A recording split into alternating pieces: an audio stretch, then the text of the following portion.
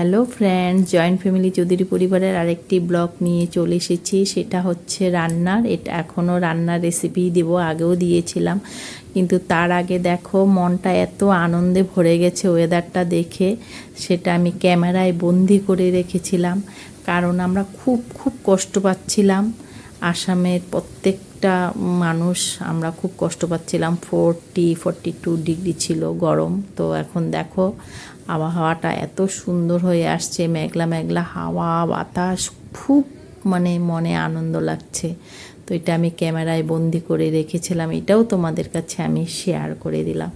সাথে আমাদের বাড়ির বাগানের গাছগাছাড়াগুলোও শেয়ার করে দিলাম। তো তোমরা কেমন আছো? নিশ্চয়ই ভালো আছো, আমিও ভালো আছি। তো আজকে আমি একটা রান্নার রেসিপি দেখাবো। তো চলো, এই যে পেঁপের রেসিপি দেখাবো। তো একটা ছোটো মোটো পেঁপে নিয়ে নিয়েছি, মানুষ যেহেতু কম, আর অল্প করে বুটের ডাল ভিজিয়েছি, চানার ডাল যেটা বলে, আর সাথে ছিল টমেটো, কাঁচা লঙ্কা আর আদা। আর এই যে আমার যা আমাকে হেল্প করে দিচ্ছে, পেঁপেটা কুড়িয়ে নিচ্ছে। তো দেখো আমি রান্নাটা কিভাবে করি। এই যে কোরানো হয়ে গেছে। আর এখানে আরেকটু লাগবে মশলার জন্য টমেটো, তারপর কাঁচা লঙ্কা, অল্প কাজু কিশমিশ, আর এটা ছিল মগজ। আর এদিকে আমি আরেকটা পাত্রে চানার ডালগুলো পেস্ট করে নিয়েছি, আর ওখানে দিচ্ছি পেঁপে কোরানোগুলো, আর স্বাদ মতো নুন, হলুদ, অল্প জিরার গুঁড়ো, আর অল্প শুকনো লঙ্কার গুঁড়ো। তোমরা ইচ্ছা করলে কাঁচা লঙ্কাও দিতে পারো, এখানে আমি একটু গুঁড়া লঙ্কাই দিয়েছি। আর চানার ডালটার সাথে আমি একটু আদা পেস্ট করে নিয়েছিলাম, ওটাও আছে, আদাটাও আছে। তো আমি সুন্দরভাবে এগুলো মেখে নিলাম। মেখে নেওয়ার পরে একটা বাটি ছিল আমার কাছে, এইরকম বাটিটা, যে যেরকম ইচ্ছা যে কোনো পাত্রে নিতে পারো। তো আমি এই বাটিটা ছিল, আমার সুবিধাই হয়েছে। বাটিটার মধ্যে সুন্দরভাবে আমি সমানভাবে পেস্টটা একদম এইভাবে দিয়ে নিয়েছি। আর একটা কড়াইয়ের মধ্যে দেখো অল্প জল ফুটতে দিলাম। তো ওটার মধ্যে বাটিটা আমি বসিয়ে দিয়েছি। মোট কথা বাটিটার মধ্যে যেন জলগুলো উপরে না আসে আর কি, যখন বলকাবে, যখন জলটা যেন বাটিতে না পড়ে সেভাবেই দিতে হবে। ইচ্ছা করলে যে বাসন হাঁড়ি কড়াই রাখার যে স্ট্যান্ডগুলো থাকে স্টিলের, তো সেগুলোও দেওয়া যেতে পারে। কড়াইয়ে বসিয়ে তারপরেও বসানো যায় পাত্রটা। তো আমি এমনিই বসিয়েছি, দরকার হলে পরে দেব। তো আর একটা চাপা কিছু ভারী দিতে হবে যাতে ভাপটা বেরিয়ে না যায়। তো এই যে দেখো আমার সুন্দর এটা হয়ে আসছে।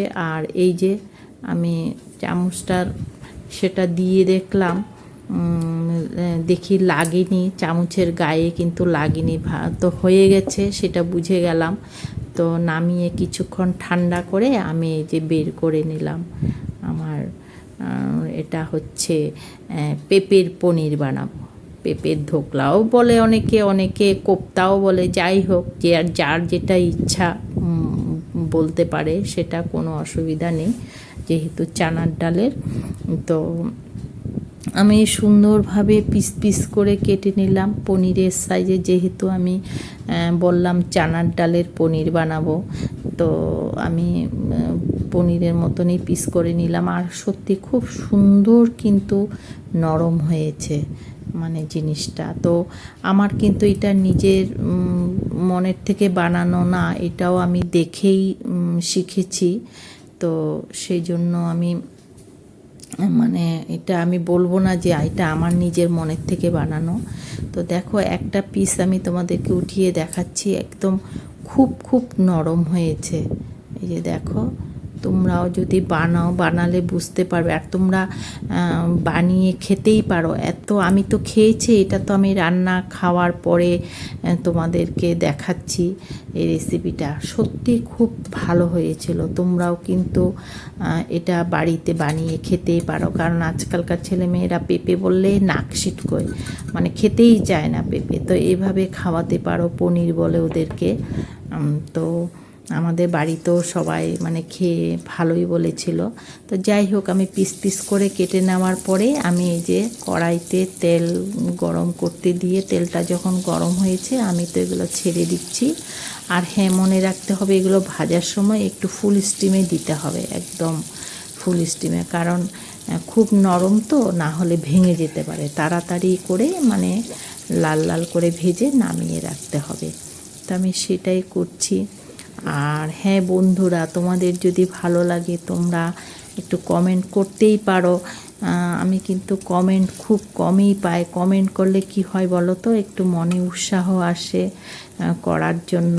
তো সেটাই, একটা কমেন্ট অন্তত তোমরা লাইক কমেন্ট করতেই পারো। তো যাই হোক, তো আমি এখন বানাচ্ছি, দেখো লাল লাল করে পনিরের মতন করেই ভাজবো। সেজন্যই বলছি এটা আমি পেঁপের পনির বানাবো। তো দেখো আমার রেসিপিটা তোমরা দেখতে থাকো।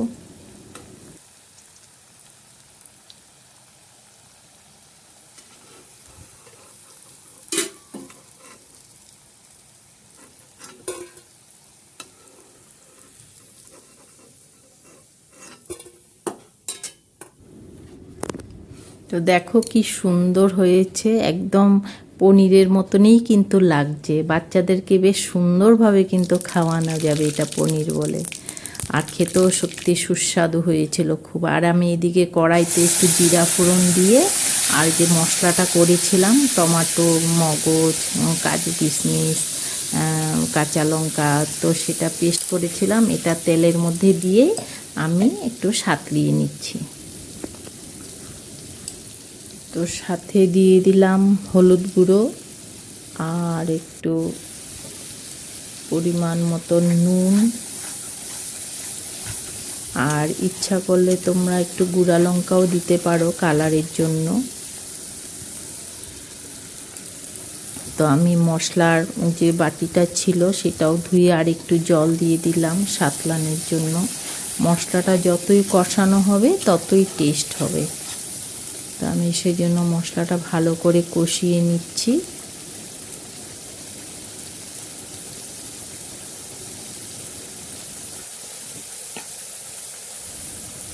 তো আমি তো আগেই বলছি নুন পরিমাণ মতন দিয়েছি বলে, যাই হোক, তো নুন দিয়ে ভালো করে কষিয়ে কষিয়ে মশলাটাকে একদম ভালো করে কষাতে হবে।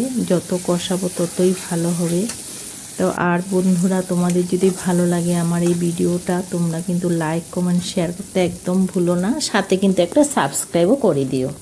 আর এই যে দেখো আমি যে বানিয়েছি, আমি তোমাদেরকে দেখাচ্ছি কি সফট হয়েছে, একদম খুব নরম হয়েছে কিন্তু। আর এইদিকে আমার মশলাটাও হয়ে আসছে।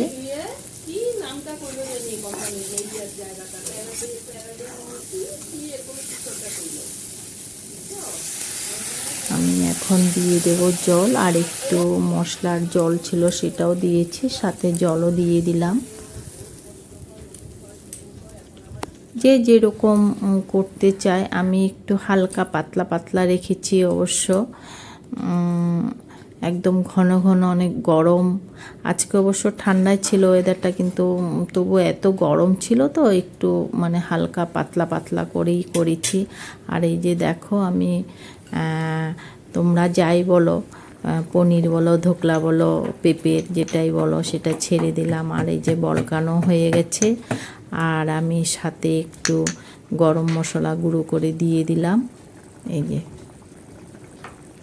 আর তোমরা চাইলে একটু ঘিও দিতে পারো, আমি ঘি আর দিলাম না, বেশি ইসে হয়ে যাবে, রিচ হয়ে যাবে খাওয়াটা, সেজন্য ঘিটা আর দিইনি গরমের মধ্যে। তো এই যে দেখো কি সুন্দর হয়েছে আমার রান্নাটা।